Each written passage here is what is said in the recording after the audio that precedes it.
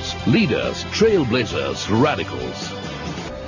Hello and welcome to the India Business Icons. This week on the show we bring you a leader who at 86 is still hands-on with building and expanding his hotel's business, the legendary Prithviraj Singh Oberoi.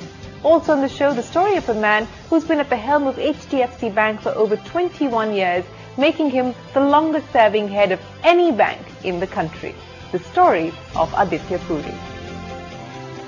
Our first icon today is legendary hotelier P.R.S. Oberoi. Oberoi literally spent his entire childhood growing up in hotels that his father, M.S. Oberoi, acquired and managed. So for him, joining his father's business was almost a given. From helping his father build from scratch the iconic Oberoi hotels in Delhi and Mumbai, to taking the initiative to first build super luxury hotels in Jaipur, Udaipur and Agra, P.R.S. Oberoi has always maintained that he doesn't want the Oberoi Group of hotels to be the biggest, but he certainly wants it to be the best.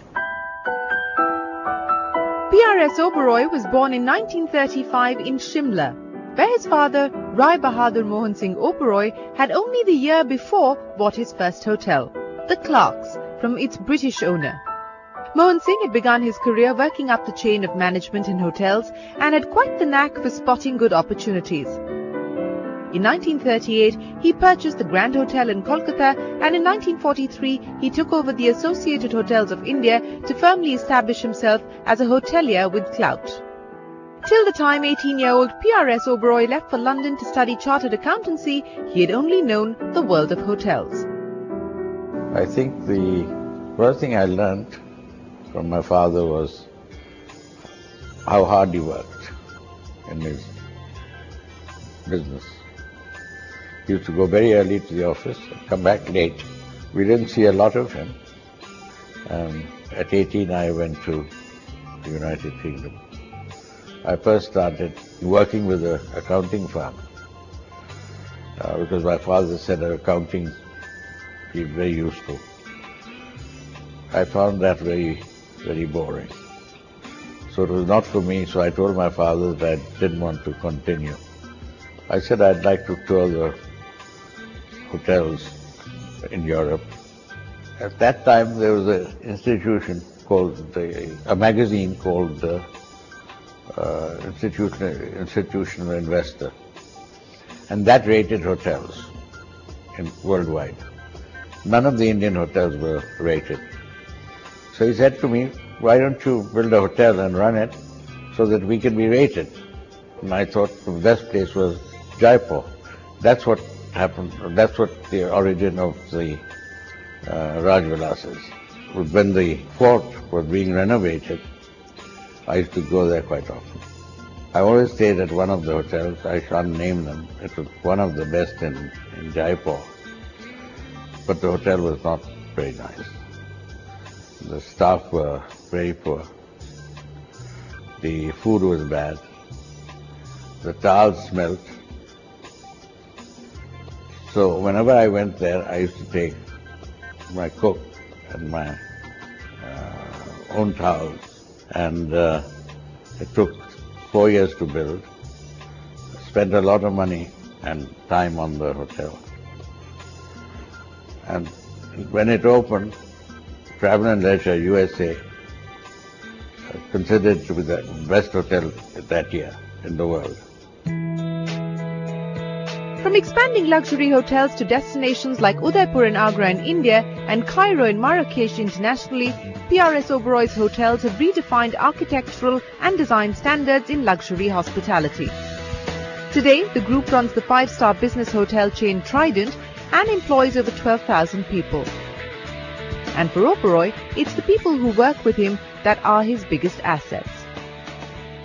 You can build the best hotel in the world, but unless you have good people working in the hotel, you will not succeed. That's when we started the Oberoi Center for Learning and Development, because he said, you must train your own people. He also said, never say, cut costs. Cut waste. I was in one of our hotels and I found that the towels were not absolutely white. and the toilet paper was not good. So when I came back, I asked the persons concerned what was wrong. We use a light meter to see the whiteness of our towels.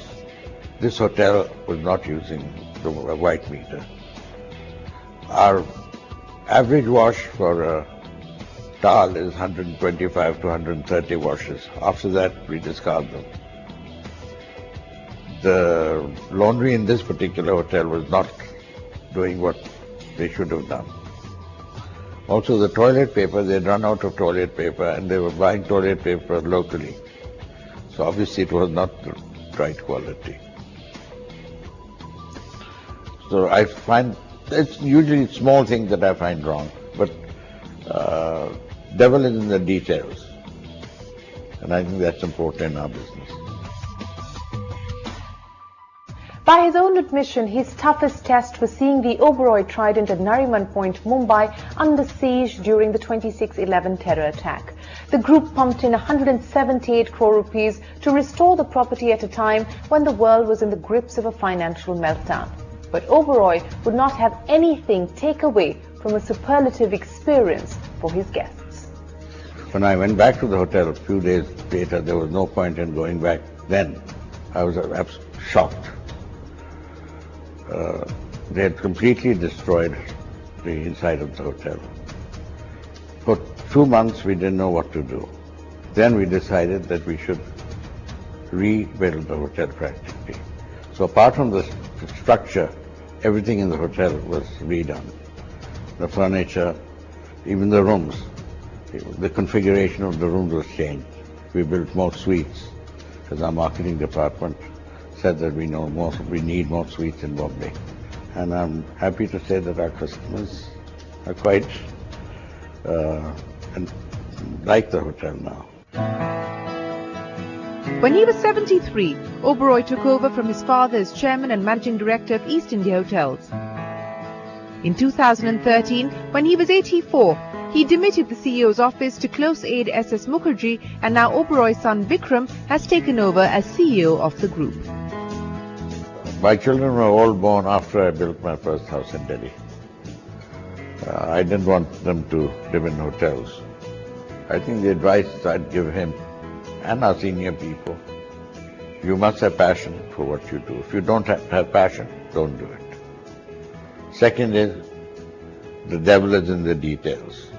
Third is, select your people properly, train them properly, keep them motivated, because people are our biggest asset. Well, I'm involved in planning all the new hotels that we are building. And I find that the most exciting. Sitting with the various consultants and telling them what to do if I see an error. Many of the hotels that our competitors have are not the best. Most of the hotels we have are amongst the best. I've always said, and my father said the same thing, we don't want to be the biggest, but we want to be the best. As the new generation takes over, we hope that P.R.S. Oberoi's quest to be the best, not the biggest, stays intact. It is time for us to take a break, but when we return, the story of a man who's been at the helm of HDFC Bank